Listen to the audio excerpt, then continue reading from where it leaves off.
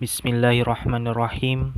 Assalamualaikum warahmatullahi wabarakatuh. Selamat pagi teman-teman kelas 8 A, B, C, dan D. Semoga teman-teman semua selalu diberi kesehatan oleh Allah Subhanahu wa Ta'ala sehingga dapat mengikuti pembelajaran fikih secara daring ini.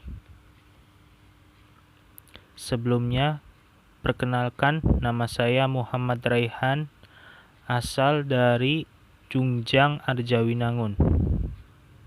Sementara ini mata pelajaran fikih yang biasa diampu oleh Pak Harun diganti oleh saya dalam beberapa pekan ke depan.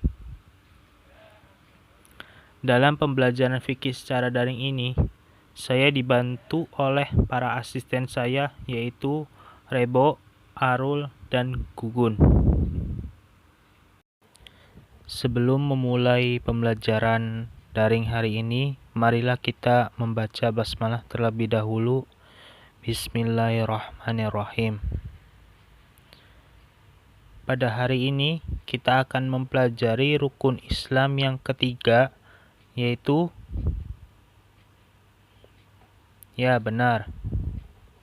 Hari ini kita akan memasuki bab 2, yaitu bab zakat. Peta materi zakat. A. Ketentuan zakat. 1.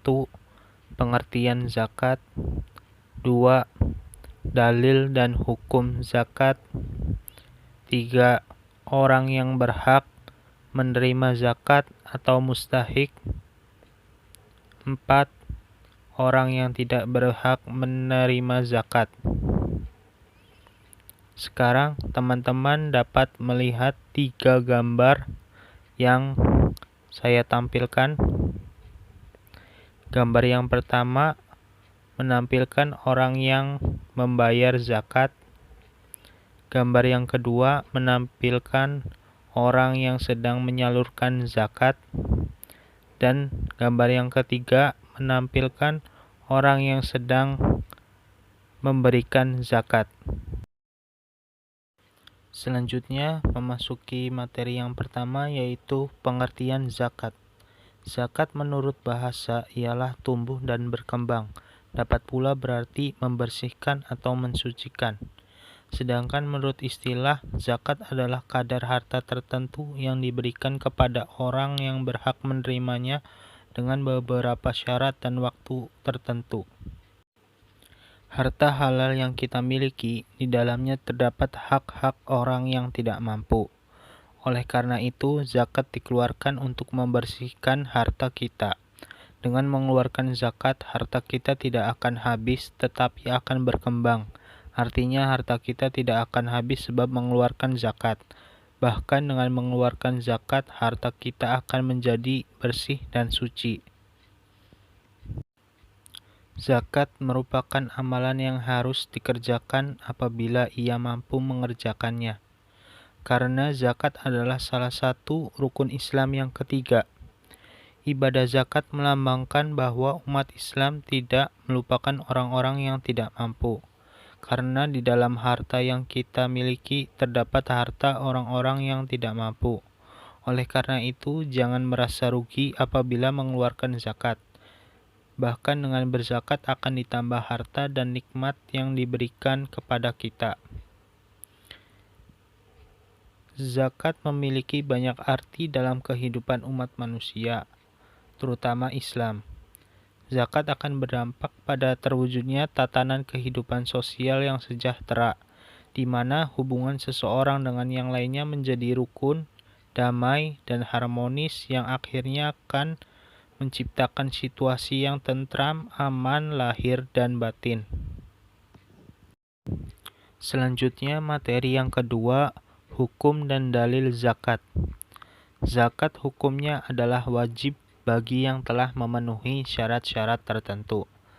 Berdasarkan Al-Quran Surat Al-Baqarah ayat 43. Wa aqimus sholata wa atuz zakata warka'u ma'ar raki'in. Yang artinya, dan laksanakanlah sholat, tunaikanlah zakat, dan ruku'lah berserta orang yang ruku'. Sebagaimana surat At-Taubah ayat 103. Khudh min amwalihim shadaqatan tutahhiruhum wa tuzakkihim biha.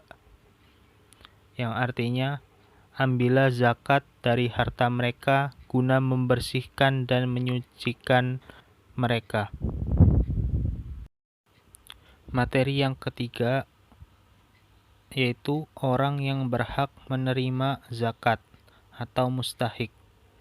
Sebagaimana telah diterangkan di dalam Al-Quran, surat At-Taubah ayat 60, yang artinya, sesungguhnya zakat itu hanyalah untuk orang-orang fakir, orang miskin, amil zakat yang dilunakkan hatinya atau mu'alaf, untuk memberikan hamba sahaya, untuk membebaskan orang yang berutang, untuk jalan Allah, dan untuk orang yang sedang dalam perjalanan, sebagai kewajiban dari Allah.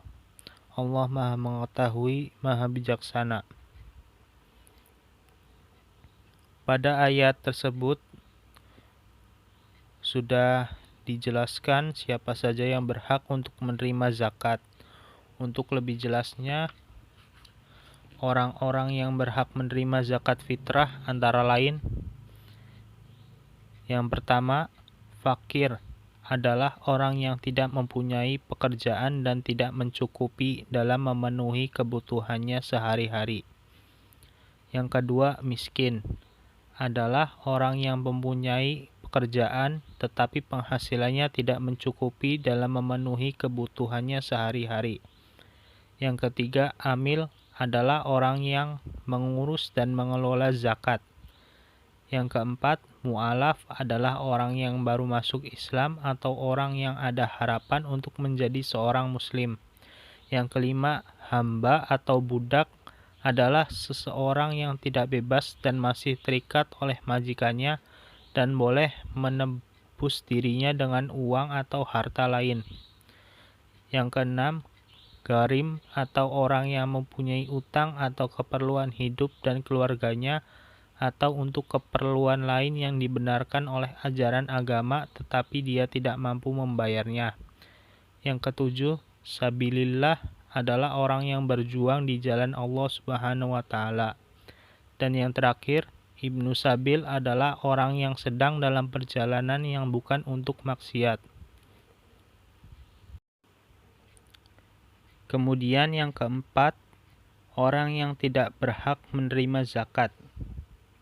Jika ada orang yang berhak menerima zakat, berarti ada pula orang-orang yang tidak berhak menerima zakat. Orang-orang yang tidak berhak menerima zakat antara lain: yang pertama, orang kaya. Orang kaya adalah orang yang mempunyai harta dengan usahanya dan mempunyai penghasilan yang tinggi, serta dapat mencukupi kebutuhan hidupnya. Orang kaya tidak berhak menerima zakat karena orang seperti ini bukan penerima zakat, melainkan pembayar zakat atau muzaki.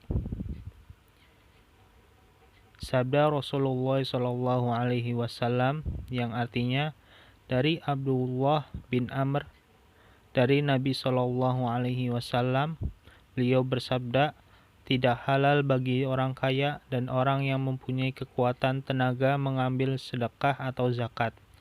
Hadis riwayat 5 ahli hadis kecuali Nasai dan Ibnu Majah. Yang kedua, hamba sahaya. Seorang hamba sahaya tidak berhak menerima zakat karena biaya hidupnya sudah terpenuhi oleh tuannya. Zakat ini hanya boleh digunakan untuk membebaskan hamba sahaya dari tuannya. Yang ketiga, keturunan Rasulullah SAW. Keturunan dari Rasulullah SAW tidak boleh menerima atau memakan harta zakat. Sabda Rasulullah SAW yang artinya, dari Abu Hurairah radhiyallahu an, ia berkata, pada suatu hari Hasan bin Ali, cucu Rasulullah, telah mengambil sebuah kurma dan kurma zakat dari kurma zakat.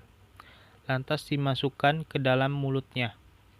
Rasulullah bersabda kepada cucu beliau, "Jijik, jijik, buanglah kurma itu. Tidak tahukah kamu bahwa kita keturunan Muhammad tidak boleh mengambil sedekah zakat?" Hadis riwayat Muslim. Yang keempat, orang yang sudah ditanggung kebutuhannya. Sudah ditanggung kebutuhannya tidak boleh menerima zakat. Sebab orang yang seperti ini tidak dalam kesusahan.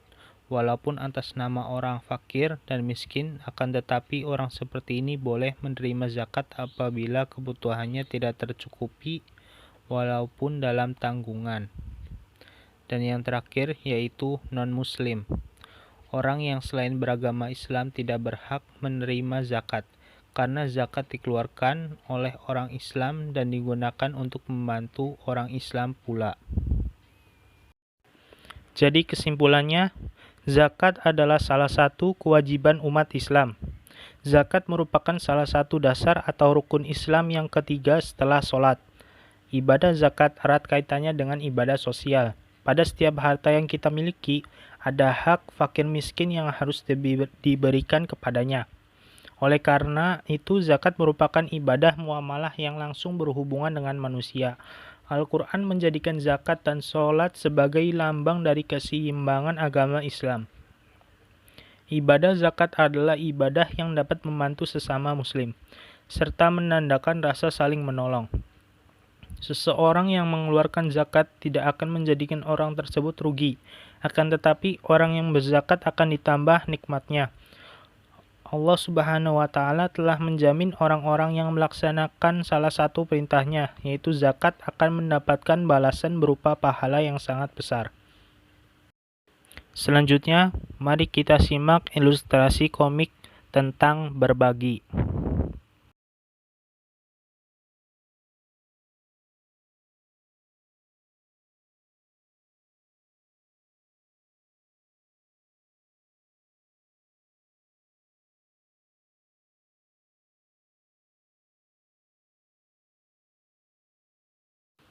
Menurut teman-teman semua, apa pelajaran yang dapat dipetik dari ilustrasi komik tersebut? Jawab di komentar video ini ya. Kemudian yang terakhir, tugas untuk teman-teman semua, yaitu merangkum bab zakat, yang meliputi pengertian zakat, hukum dan dalil zakat, orang yang berhak menerima zakat, dan orang yang tidak berhak menerima zakat. Semoga teman-teman semua dapat memahami materi pada hari ini. Saya tutup pertemuan pada hari ini dengan membaca hamdalah alhamdulillahirabbil alamin. Kurang lebihnya mohon maaf. Bila taufik wal hidayah. Wassalamualaikum warahmatullahi wabarakatuh.